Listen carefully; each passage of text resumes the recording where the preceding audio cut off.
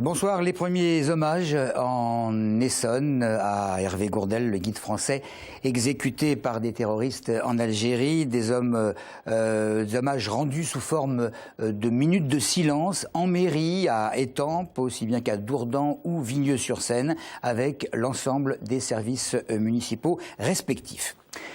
On s'en souvient, la semaine dernière, Khadija Sediki, la première adjointe à la mairie d'Épinay-sous-Sénart, avait lancé une campagne d'affichage pour dénoncer le retrait de ses fonctions par le maire de la ville. Aujourd'hui, l'adjointe a décidé d'aller un petit peu plus loin. Elle entame une grève de la faim. Elle est bien décidée à se faire entendre par la population et surtout par le maire, Georges Pujal. Des explications d'Audrey Coll.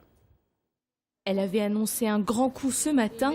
Khadija Sediki a démarré une grève de la faim pour faire entendre sa souffrance. En plein cœur du centre-ville d'Épinay, la maire adjointe a installé un camping-car pour recevoir des soutiens et écouter les habitants. C'est aussi un lieu symbolique pour elle. Cette partie de la ville est complètement délaissée. Cette grève de la faim, vous êtes prête à la tenir jusqu'au bout? Jusqu'au bout. Oui, je suis déterminée parce que nous souffrons dans ce pays. Et j'interpelle nos politiques. Regardez votre France. Regardez comment on a du mal à vivre ensemble. Regardez les divisions qui s'installent du fait d'une politique extérieure qui nous amène toujours sur des considérations djihadistes, islamiques. Revenons dans notre pays, donnons nos moyens à une ville comme celle-ci du bien vivre ensemble. Sa collègue Sophie Miane, adjointe également, a elle aussi perdu ses délégations. Elle était devenue trop gênante et trop proche de Khadija Sediki, selon elle. On a une ville qui aujourd'hui est en train de mourir, qui ressemble plus à rien et on avait un programme qui était bâti pour reconstruire cette ville et la reporter vers le haut. Et aujourd'hui, on se rend compte que les décisions qui sont prises ne sont faites que pour flatter certains et surtout pas la majorité de la population.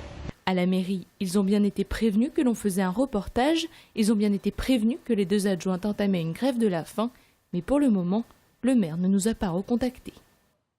Toute autre chose à présent, la maire des Ulysses ne veut pas signer de permis de construire d'une maison de retraite EHPAD, autrement dit un établissement d'hébergement pour personnes âgées. Françoise Marwenda revient donc pour l'instant sur ce projet que la précédente municipalité socialiste, cette fois, avait approuvé. Projet donc bloqué, si l'on en croit la nouvelle municipalité, en raison, dit l'élu, du conseil général qui ne veut pas construire de parking souterrain. Du côté du conseil général qui a prévu 6 résidences EHPAD pour accueillir des personnes à 60 € la journée, ce serait une aberration d'accepter de construire des places en souterrain car cela signifierait un important surcoût à la journée pour les résidents. Bref, une impasse pour l'instant qui contrarie fortement le président du Conseil général.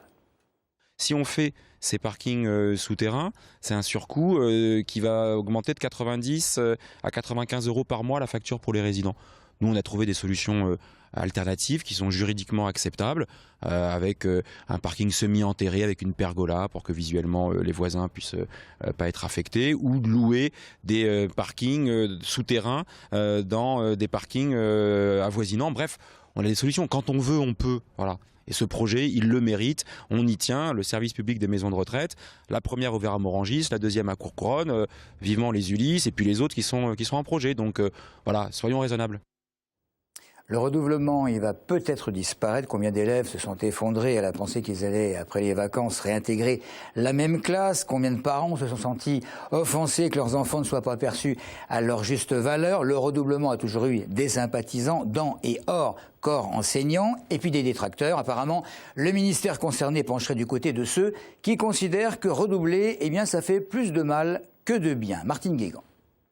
Le redoublement bientôt aboli à l'école, ce n'est pas encore pour demain, mais il pourrait devenir exceptionnel. Le ministère de l'Éducation nationale a déclaré mercredi avoir écrit un décret dans ce sens. Le taux de redoublement en France au cours de la scolarité reste un des plus importants d'Europe. Et malgré la loi de refondation de l'école de juillet 2013, prônant l'exception, un élève sur 3 en France est touché par cette mesure. 40% des élèves âgés de 15 ans ont au moins redoublé une fois. Ressenti comme une sanction pour l'élève, souvent jugé inefficace, il reste très coûteux, 2 milliards par an pour l'État. Demain, le redoublement ne pourrait intervenir que lorsqu'un élève est en rupture d'apprentissage scolaire ou absent pendant une longue période. L'accent sera mis sur l'accueil individualisé en petits groupes de travail.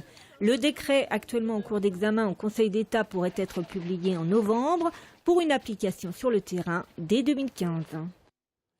Peu d'informations pour l'instant sur ce drame survenu mardi à Brétigny, la découverte d'une mère de famille et de l'un de ses fils égorgés à leur domicile. Le compagnon de cette femme était hier activement recherché et des membres de la famille des victimes ont été convoqués par les enquêteurs.